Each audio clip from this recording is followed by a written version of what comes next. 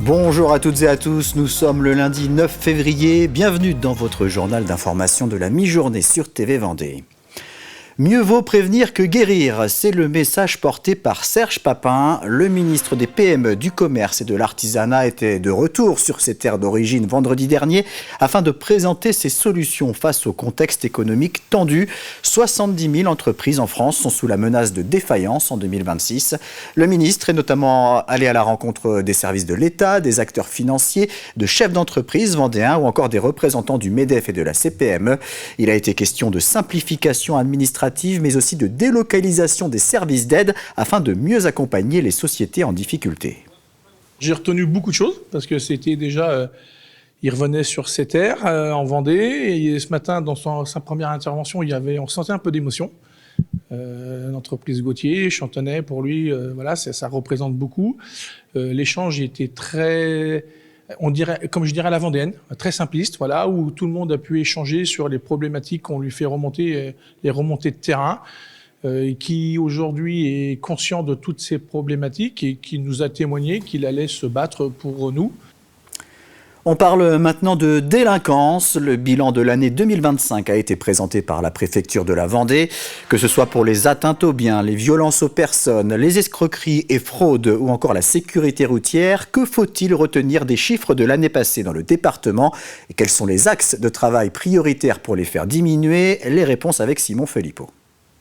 Le nombre d'actes délictuels est en hausse de 1,2% en 2025 dans le département. Une faible hausse générale qui masque certaines évolutions. Alors regardons dans le détail. Alors que les atteintes aux biens reculent à nouveau, les violences aux personnes sont toujours en hausse, quasiment plus 5% en 2025.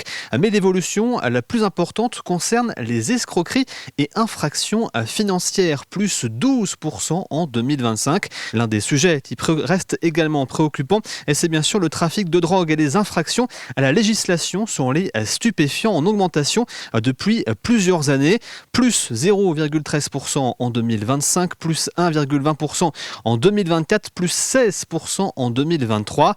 Pour lutter contre le trafic de stupéfiants, le préfet dispose depuis l'an dernier de nouveaux outils répressifs comme l'interdiction de paraître. Donc quand on a repéré un dealer, un jeune qui deal, on peut lui interdire de se rendre sur ce lieu de deal. Donc ça peut être un mini-quartier ou un hall d'immeuble. On en a eu 3 l'année dernière et là on en a plusieurs en préparation. Donc on va vraiment mettre l'accent pour éradiquer ces trafics de stupéfiants. L'autre point noir en Vendée, c'est bien évidemment la sécurité routière. Même si le nombre de morts sur les routes vendéennes a diminué en 2025 avec 47 tués contre 50 en 2024, le nombre d'accidents corporels, lui, explose, plus 24%, tout comme le nombre de blessés, plus 36%. Le préfet de la Vendée, Éric Freysse-Lignard, qui a pris ses fonctions début janvier, souhaite une présence plus importante des forces de l'ordre sur le terrain. Non pas qu'elle n'est pas déjà présente, mais une présence qui soit beaucoup plus visible aux yeux du public. Je pense qu'il faut que les forces de police et de gendarmerie soient encore plus présentes sur la voie publique, que ce soit à pied ou en voiture, et qu'elles se montrent. Parce que d'abord, c'est mieux pour le sentiment de sécurité et d'autre part, ça dissuade. Malgré ces chiffres, la Vendée reste l'un des départements les moins marqués par la délinquance en France.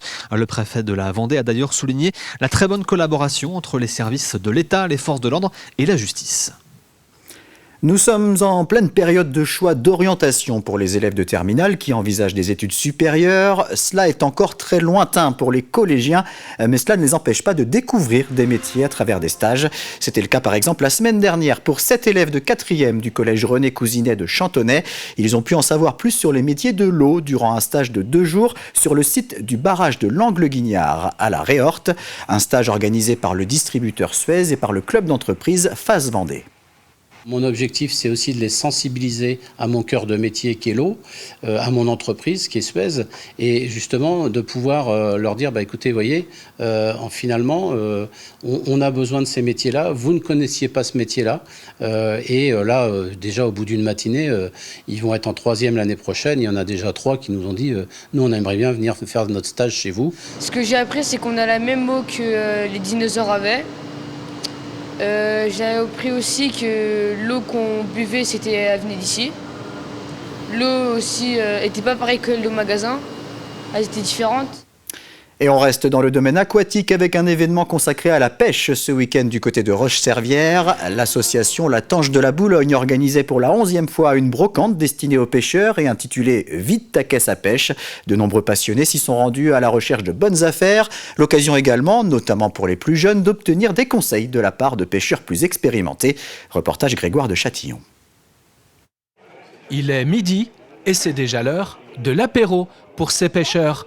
Des pêcheurs qui, en plus de leur activité favorite, apprécient tout particulièrement la convivialité. Sur place, autour des stands, il reste des chineurs à la recherche de bonnes affaires. En fait, je suis venu chercher des leurres, non ce type de leurre-là, parce qu'en fait, c'est un petit papy qui nous fait ça, Dédé, qui est au bout là-bas. Il est fait manuellement, tout seul. Et il me fallait des hameçons avec et des anneaux brisés. C'est ce que je cherchais chez le monsieur, mais j'ai pas trouvé ce que je voulais. Donc voilà, on va aller voir plus loin, peut-être qu'on va trouver. Je suis venu chercher des leurres de pêche pour pêcher au leurre. Leurre, moulinet, canne à pêche, vide ta caisse à pêche, une brocante de particulier à particulier, un bon plan pour s'équiper. Alors on a tous les univers, c'est-à-dire aussi bien du matériel neuf que d'occasion, tout type de pêche, pêche à la carpe, pêche au cou, pêche au carnassier, essentiellement du matériel d'occasion. C'est l'objectif, c'est pas de remplir ou faire de la concurrence au magasin, hein. C'est purement vider son grenier, vider sa caisse, ce qu'on n'utilise pas, quoi. Alors tu vois, tu as plein de couleurs différentes. Tu as des couleurs brillantes, un petit peu naturelles. Les pêcheurs passionnés ont souvent énormément de matériel. D'année en année, on en achète. Et puis ça fait des stocks. Puis quand il y a des brocantes de pêche comme ça, des vides ta caisse à pêche, on en profite pour se débarrasser un petit peu de tout le matériel dont on ne se sert pas. Donc c'est un peu tout ce que j'ai récupéré, que j'ai nettoyé, que j'ai remis en état. Et le but est de revendre ça aux gens à un prix dérisoire, voire aux enfants à des petits prix pour qu'ils puissent se mettre à la pêche, comme quand j'ai débuté il y a de nombreuses années. Depuis 2011, Vide ta caisse à pêche, c'est l'événement qui fédère le monde de la pêche dans la commune de Roche-Servière. C'est la fin de cette édition. On se retrouve à 18h pour un nouveau point sur l'actualité vendéenne. Très bonne journée sur TV Vendée.